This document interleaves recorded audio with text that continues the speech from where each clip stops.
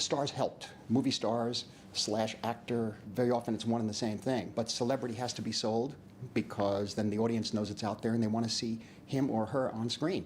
So if you could find a filmmaker who could combine interests and passions with one or two actors that the audience likes to see, then you can get financing for the picture. Robert De Niro, and Dustin Hoffman, Al Pacino, Robert Redford, Barbra Streisand. These are people, once they sign on to make a picture, the picture's pretty much getting made. And so you could probably get a lot of questionable material, let's say commercially questionable material, made with the power of the film star, actor.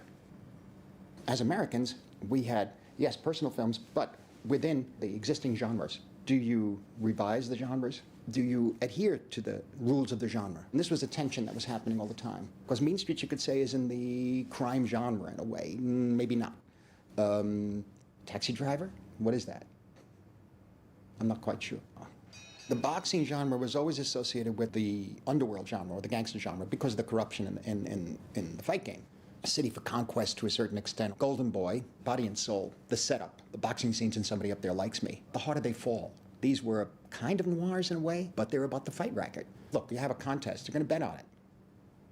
It's very simple. We lived in a hallway, basically.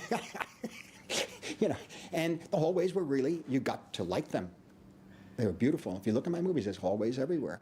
And the narrower the hallway, the better. The lighting for me is a naked light bulb in a hallway. After a while, it's depressing, and after a while, you find it beautiful. That's what I saw. That's what I grew up seeing. That was normal to me. That was life.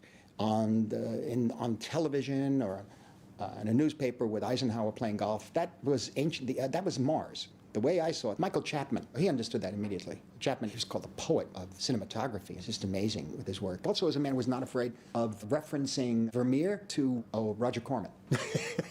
Roger Corman, Anthony Mann, John Ford, Renaissance, and Godard. He understood.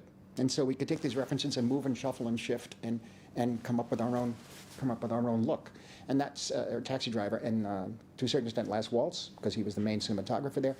And of course on Raging Bull, which was the first time he shot black and white.